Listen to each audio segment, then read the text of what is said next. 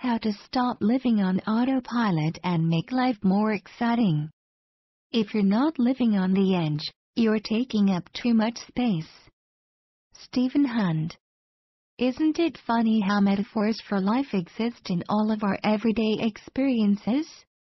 I found myself on a mountain the other day. No, that's not the metaphor, where the route through the particularly rocky bits was marked with cairns. For those non-mountain runners, a cairn is a man-made pile of little rocks indicating the pathway. Even though I was following a fellow runner, I like to lag behind to enjoy the solitude and absorb the surrounding energy of nature. That's the hippie in me. There were a few times when I found myself gazing around, feeling lost, hands on hips, looking for those all-important cairns. I yelled, "Where's the path?" to my patient partner far up ahead, who replied, "You're always looking for the path. Just come straight up." And there it is, my metaphor. My personal epiphany was that in my life, I've always looked for that proverbial path. The straight and narrow. The safe way. The known route traversed by many. Need I go on? Looking for the known path narrowed my focus to the immediate surroundings. It kept my world and experience small. Had I forged straight up the mountainside, I would have had to navigate through unknown territory on high alert, and with extreme attention and interest. I would have seen different views and experienced a sense of accomplishment and exhilaration. Yet, I followed the path. How often do we do the same in life? 10 years ago I ricocheted in and out of a volatile, toxic relationship. Each time I left I would vow to have a clean break and move on. Yet many times, way too many times, I found myself back in this destructive relationship simply because it seemed easier than finding the courage to venture into something new. I felt comfortable and safe, as I knew what I was getting. It didn't matter that I was unhappy. It was the known path.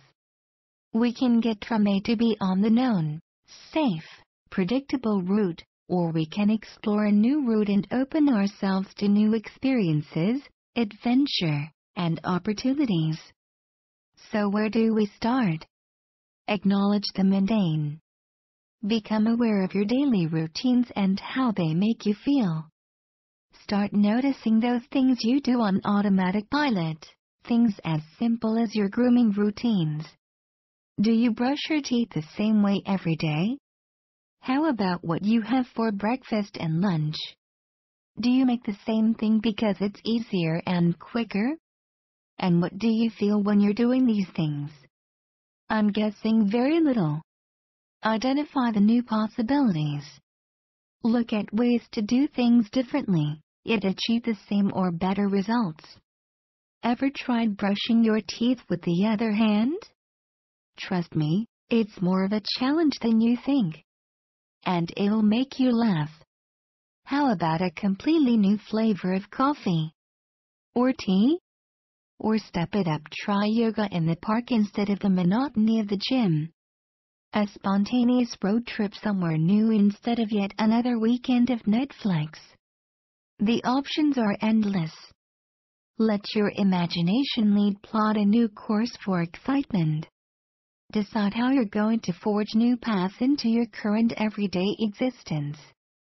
Start with small steps and jot down a few things you can do differently every day.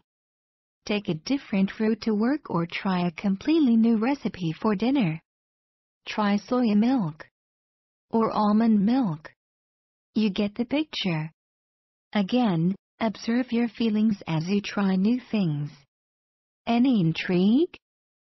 Fascination? At least a bit of interest? The benefits of switching things up. And now the good bit, you get to reap amazing benefits when you make changes.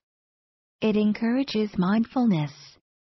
You're more present, which means your life experience becomes richer and more relevant. If I run the same route every day, I fall into autopilot and lose myself in my head. I don't notice my surroundings at all.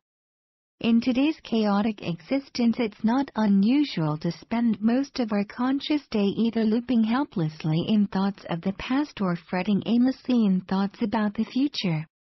Both are essentially useless and serve only to create mostly bad feelings.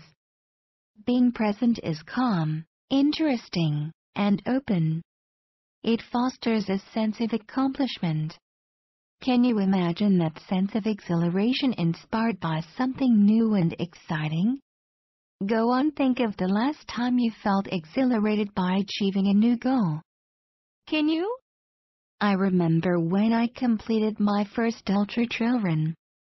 I was completely undertrained, yet managed to drag myself through 80 km of mountains only to finish at the back of the field. Yet I was completely exhilarated. I've never felt more alive and able to conquer the world. Absolutely anything has become possible to me as a result of that achievement. I was Superwoman. My version, at least. I know, it's a big example, but the message here is to seek out that sense of accomplishment. Daily. Smaller goals, more regularly. It inspires a sense of adventure. When you try something new, there are no habits and fewer rules in how you approach it. The task becomes an avenue of adventure. It's like a blank slate. Perfect. When we repeat things over and over again, it's human nature to start comparing ourselves. If I run the same route every day, I always start comparing my daily performance. Was I as quick as yesterday? Do I feel as strong? Unfortunately, this generally comes with a hefty helping of self-judgment. Not cool.